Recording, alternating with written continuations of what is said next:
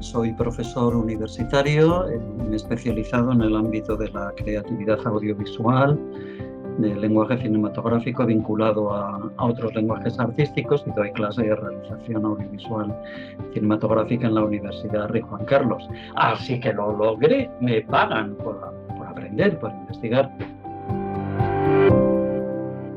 Hay ciertos condicionantes que ha provocado la pandemia. Los más evidentes, obviamente, es el uso de mascarilla, la eliminación de cierta parte de los elementos que tenemos de comunicación, como la boca, las mejillas. Y eso creemos, la tesis de la que partimos es que eso provoca que la comunicación vaya a cambiar. No sé si tú compartes esa idea.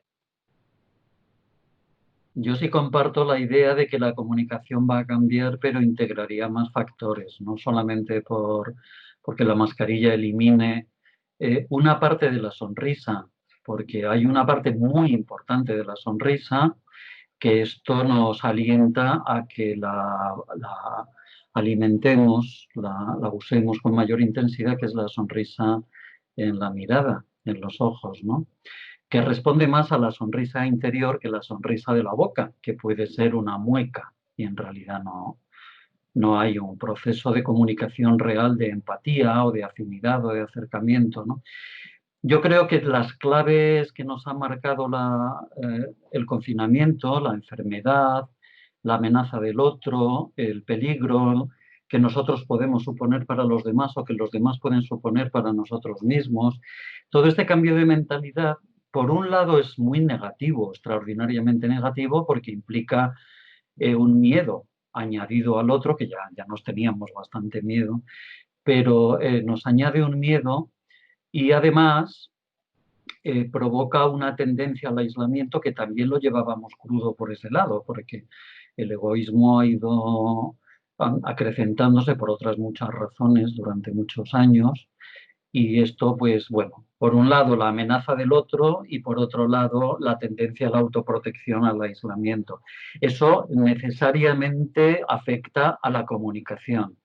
Pero cuando se dan las claves de una humanidad sincera, de un ser humano que realmente se siente a sí mismo en comunión con lo demás, no solamente con los demás, sino con lo demás, esto es un incentivo, no es una barrera. Es decir, es una dificultad que hay que superar, pero a mí, por ejemplo, durante los aplausos de las 8 de la tarde, cuando los hacíamos para el personal sanitario y las demás personas que trabajaban para lo común, que nos ayudaban a seguir vivos y conectados y a cuidarnos en general, pues yo me he estado saludando de lejos con personas que aplaudían en balcones de las que yo no tenía la más mínima conciencia, yo no sabía quiénes eran. Y esto ha favorecido que ahora cuando veo pasar a la mujer con la que me saludaba y la veo pasar con los perros, pues ahora hay una proximidad que antes no tenía. Esto creo que puede suceder también en el ámbito de lo cercano a nivel callejero. O sea, puede que nos ayude a que nos miremos como víctimas de un mismo problema o como unidos por una misma adversidad. Yo recuerdo con mucha contundencia la tarde del 11M, cuando los atentados de Madrid, que cogí el metro para ir a ver a mis padres. Jamás había percibido una sensación de comunión, de empatía, en silencio. Iba el vagón de metro totalmente en silencio, pero nos mirábamos con la mirada al borde de la lágrima y teníamos la conciencia de estar juntos en algo terrible, ¿no? Pero de estar juntos. Esa idea de la unidad o de la convivencia o de la empatía o de la sociedad bien entendida, que no es un mercado, es más algo parecido o cercano a esto que estoy diciendo, en las situaciones dramáticas o terribles puede incentivarse. Con lo cual yo creo que ahora tenemos las dos cosas. Una dificultad porque tenemos mascarillas o porque debemos guardar distancia, pero un aliciente a ser cuidadosos, por ejemplo, con lo que nos queda fuera de la mascarilla, que son los ojos, y mirar con mayor claridad, intensidad y sinceridad. Aurelio, me parece muy interesante la parte en la que comentas, porque yo he reflexionado sobre ese tema también, Y a veces me he preguntado, ¿necesitamos realmente catástrofes para esa unión? O sea, ¿hay alguna posibilidad de que pudiéramos expandir eso que se genera en los accidentes o en los atentados, esa especie de... Yo lo pongo un poco en relación con Heidegger o esa aceptación del ser para la muerte, ¿no? Que puede llegar a unir. ¿Tú crees que cómo hacemos para que no hagan falta las catástrofes? Para que nos podamos unir un poco. Pues es muy interesante lo que plantea Josemi, porque es que yo creo que lo que hacen las catástrofes o las desgracias es sencillamente modificar, por un lado, la escala de valores y, por otro lado, la toma de conciencia. Son dos ingredientes esenciales para que seamos humanos y para que compartamos esa circunstancia de ser humano. Entonces, el incentivo de la conciencia debería venirnos por nuestro propio impulso interior, ¿no? Es decir, la propia búsqueda del ser no es necesariamente el ser ante la muerte solo, también es el ser ante la vida y ante la cotidianidad. Y te diría que ante la sencillez de lo que acontece en cada momento. Es decir, no son grandes acontecimientos, ni grandes catástrofes, ni grandes placeres los que deberían incrementar nuestra toma de conciencia de lo que somos. Pero no suele suceder porque estamos muy drogados, estamos muy abducidos por una tendencia a creernos parte de un mecanismo que se ha tergiversado y manipulado de una manera muy interesada para convertirnos en parte de eso que llaman el mercado, los mercados y demás, ¿no? Entonces, por un lado está esa conciencia, ¿no? Pero también está la idea de que la fragilidad, es decir, el sentido de que en cualquier momento donde estás y de repente no estás, como decía Saramago, ¿no? Esa idea que sí que es el ser ante la muerte, pero es en realidad algo como muy natural de que esa conciencia también debe implicar sabernos frágiles y sabernos efímeros. Ante esa fragilidad debería cambiar siempre la escala de valores, que era la otra parte de lo que he comentado. Es decir, por un lado es incrementar o incentivar o hacer más sutil la conciencia, que ese es el proceso esencial de aprendizaje del ser humano en el mundo. Para mí ese es el sentido de la vida, ese proceso de aprendizaje que va haciendo sutil la conciencia hasta que la conciencia realmente se abra al ser con mayúsculas, ¿no? Pero nos debería servir también ese camino que nos inspira la fragilidad. Si yo me sé mortal, me sé frágil, y además me sé mortal y frágil como los demás, es decir, no solo yo, también las plantas y las personas con las que me cruzo por la calle. Eso debería hacerme pensar que vale más un momento de calma y de escucha que un coche nuevo, que vale más ir a besar a alguien que comprarse no sé qué o creerse no sé cuántos, que también es una forma de comprar, de adquisición, ¿no? Cuando acumulamos identidades ficticias, ¿no?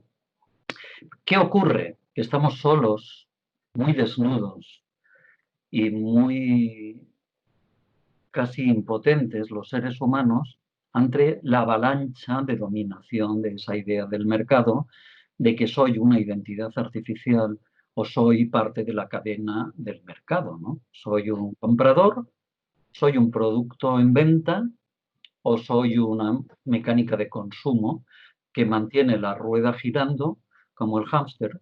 Tiki, tiki, tiki, en la jaula, tiki, tiki, tiki, tiki. Pues entonces, claro, nos han convencido lo suficiente como para que hayamos perdido nivel de conciencia y nuestra escala de valores esté totalmente tergiversada. Si recuperáramos ambas cosas, la conciencia de ser lo que somos y en relación con ello van íntimamente unidas, una escala de valores correctamente ordenada, entonces entenderíamos que la vida tiene un valor por sí misma que no depende de lo acumulativo ni de lo comparativo. Y nos dedicaríamos entonces a percibirnos en comunión, en comunicación, en compartiendo vida y no tanto en competición, que es a donde nos han llevado los intereses del mercado. Todo esto está perfectamente fraguado por el poder. Por eso creo que es que somos víctimas de un proceso. Ahora, precisamente, es tan descarado ese proceso que yo abrigo esperanza de que nos demos cuenta, cada vez más gente. Entonces, decir, bueno, pues, a lo mejor yo tengo más años, me muero antes, otros están más jovencitos y tienen aparentemente más capacidad, tiempo, posibilidades de cambiar el mundo. Desgraciadamente no es mi lectura. Las víctimas son más abundantes entre la generación a la que yo doy clases que entre mi generación, que nos pilló la muerte del dictador y los primeros años de la transición, y aquello nos despabiló en algunas cosas. Quizás no en la conciencia de ser, la escala de valores no estoy muy seguro, pero sí, por ejemplo, de unificar la ecología, la defensa de la igualdad, alguna serie de valores, insisto, en la escala de valores. Y eso nos hizo de alguna manera más inmunes a algunos tipos de zapas que hace la publicidad, el mercado, el poder, ¿no? No inmunes del todo, es exagerado con lo de inmunes, pero bueno, con alguna defensa más, ¿no? Algún anticuerpo, IgM, IgG, de estos antivirus, ¿no? Yo quería también preguntarle a Aurelio, porque bueno, él fue nuestro profesor en comunicación audiovisual y no sé si ahora es pertinente, Aurelio, cómo ves tú diferenciar o incidir en la diferencia entre comunicación e información, porque parece que ahora todo se decanta por el Big Data, por acceder a mucha información, pero eso no tiene por qué equivaler a comunicación, ¿no? O incluso lo puede obturar. Pues estoy de acuerdo contigo. Yo creo que es más un estorbo por un exceso de, precisamente, de protagonismo de los datos frente al corazón, ¿no? Y es que yo sigo pensando que el cogito ergo sum de Descartes fue una catástrofe para la evolución de la humanidad. La idea de que el cerebro, el pensamiento, la razón sean la esencia del ser, no lo creo, francamente. Ni lo pienso, ni sobre todo lo siento. Yo no me siento un cerebro que domina o controla. Leí hace relativamente poco un libro maravilloso, El maestro del corazón, de Annie Marquier, que además ella le da un enfoque relacionado también con la neurociencia. Y bueno, hice una serie de descubrimientos fantásticos acerca de que, por ejemplo, el corazón tiene neuronas, muchas neuronas. También hay neuronas en las vísceras del organismo humano. Neuronas, no estamos hablando de poéticas hippies, ¿eh? Neuronas físicas que conectan inteligencia directamente en la estructura del corazón y en la estructura visceral. De hecho, ella lo que explica en ese libro es que funciona bien el cerebro cuando está armónicamente conectado, armoniosamente conectado con el corazón. Entonces, si hay corazón, el cerebro funciona bien. ¿Qué es lo que puede ocurrir con el Big Data y con todo este fenómeno de la llamada información? Que también es información, una noticia falsa. Las fake news son información. Claro. ¿Son comunicación? No. Hombre, como he hecho, sí, me está llegando un mensaje, yo soy receptor, hay un emisor, hay un canal, bla, bla. Estos son tonterías. Teorías que no valen para nada. Es decir, ¿cuál es el hecho real de la comunicación? Sí. Que haya una canalización, evidentemente a través de la inteligencia, porque si no, no podríamos estar hablando ahora.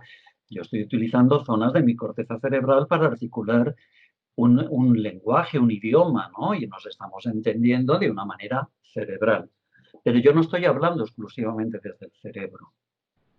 Estoy poniendo toda mi atención en el momento y eso implica también corazón.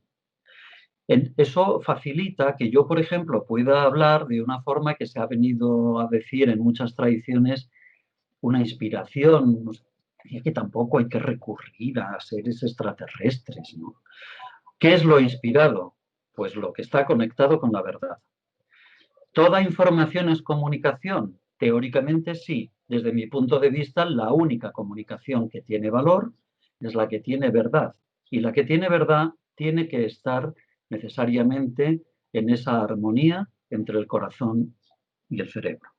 Si solamente queda lo cerebral, solo hay dato, solo hay física, solo hay artilugio. Eso es perfectamente manipulable. Y de hecho es lo que está sucediendo, ¿no? Entonces, ¿eso es comunicación? Sí, insisto, como fenómeno. Realmente yo estoy sintiendo al otro, el otro me siente a mí, estamos poniendo en comunicación. ¿Es una puesta en común? No. Es una reivindicación de un ego junto a otro, junto a otro, junto a otro, que es lo que les ha interesado siempre al poder. No que nos sintamos en común, sino egos conectados por unos mecanismos que ellos son muy hábiles para manejar. Sí, aparte, yo creo que se ha producido un fenómeno que al menos yo no detectaba así cuando estudiaba comunicación, que es que se ha desplazado un poco el centro del discurso comunicativo o del acto comunicativo. Y si bien antes tenía mucha importancia tanto el mensaje como el emisor, ahora casi todo el peso cae en el receptor, ¿no? Es decir, yo puedo mandar un mensaje perfectamente estructurado, claro, sin interferencias y, o sea, prácticamente sin dobleces o sin doble sentido, y el receptor entiende lo que le da la gana. Pero estamos en las mismas, Nacho. El receptor entiende lo que le da la gana si se mantiene en su burbujita. Si hay una escucha, no. Es decir, cuando uno se dispone a escuchar, no tiene que apagar el cerebro, al contrario, tiene que estar especialmente afinado, pero debe cesar el condicionamiento. Entonces, si uno se plantea escuchar desde sus arquetipos mentales, sus ideas, sus memorias, sus juicios, sus dolores anteriores, sus placeres anteriores, es decir, está predispuesto a relacionarse con lo que le digan de una determinada manera, en realidad no está escuchando, no está prestando atención, está colocándose él por delante de lo que le están diciendo. ¿Cuál es nuestro trabajo como escuchadores, como receptores, como lectores, como ciudadanos, como usuarios del fenómeno de la comunicación? No darle prioridad a ningún tipo de condicionamiento, pero empezando por el de uno mismo. Y ahí yo creo que es fácil detectar cuando una persona está diciendo algo con sinceridad, me parece a mí. Entonces tú te conectas con esa sinceridad del que te habla y luego a lo mejor ya reaccionas y contestas o estás de acuerdo o no estás de acuerdo, ¿vale? Si el razonamiento y la discusión son mecanismos maravillosos, pero claro, si a mí no me cabe la posibilidad de descubrir que lo que tú me dices es algo que a mí me rompe un esquema y que esa ruptura de esquema para mí es beneficiosa porque me abre la mente, si yo voy exclusivamente a defender lo que ya tengo previamente asimilado como valioso, verdadero o que me da sensación de seguridad, pues entonces no, tampoco hay comunicación ninguna. Entonces yo no creo que dependa tanto del receptor o del emisor, ni siquiera del canal, ni siquiera del mensaje. Es una cuestión en común de todos esos elementos. Y es que ninguno de ellos esté excesivamente condicionado. Porque si el mensaje y el canal son del Banco de Santander, a mí me da igual que el emisor sea muy honesto y el receptor también, porque entre medias probablemente vaya a haber algo que, en fin, ¿no? Que me perdone el Banco de Santander, he puesto un ejemplo, podría ser... Le ha caído. Le ha caído, sí. Entonces, hay muchas más empresas e intereses en juego, por supuesto, ¿no? Pero, claro, cuando hay un emisor que pone su mensaje o dice lo que quiere decir a corazón abierto desde su verdad, pero lo hace sin estar a la defensiva de que alguien le pueda llevar la contraria, sino que le puede parecer bien incluso que le lleven la contraria. Entonces da igual ser emisor o ser receptor. Ahí hay una comunicación real. Entonces, ¿cuál es la comunicación real? La verdad. Mira, la verdad es una cuestión bastante intuitiva. Tú sabes lo que está bien, ¿no? La ética no es una cuestión de decálogos ni de normativas establecidas. Tú de corazón para adentro y de corazón para afuera sabes perfectamente cuándo estás mintiendo y cuándo no. O cuando estás haciendo algo para defenderte o para conseguir algo y cuando te estás regalando en la comunicación y por lo tanto también en la escucha. Si eso se da, hay comunicación, pero volvemos a lo de antes. Lo que hay entonces es un debilitamiento de los egos y un incremento de lo común. Es que esta es la clave. Y solemos a veces plantear a las personas que entrevistamos, si tuvieran oportunidad de incidir políticamente o de hacer alguna petición o de algún cambio en el ámbito en el que ellos se mueven, ¿cuál sería si tú pudieras cambiar algo a nivel político, a nivel institucional? Uf, qué difícil, tantas cosas, ¿no? Tantas cosas. Hombre, yo creo que habría que intentar cuanto antes unir dos cuestiones que ahora mismo me parecen las más urgentes. Y es el respeto a la naturaleza, que nos está llamando la atención, incluida la COVID-19, el SARS-CoV-2, el virus este, que no es el único que hemos tenido, pero puede que vayamos a peor. Es un toque de atención, uno de muchos. Creo que hay que avanzar muchísimo en el respeto a la naturaleza, incluirnos en ese respeto a la naturaleza los seres humanos y, por lo tanto, la otra petición sería avanzar en igualdad. Entonces, claro, estos son dos utopías unidas de siempre, que, bueno, luego los intereses entre medias nos lo ponen difícil. Pero creo que para que ambas funcionen se podría resumir en una, y es que hay que poner toda la carne en el asador de la educación y hacer una educación pública, laica, desconectada de todo tipo de interés comercial, religioso, ideológico, etcétera, y que realmente podamos encontrarnos en las aulas como si fueran ágoras, donde el aprendizaje fuera un ejercicio de libertad.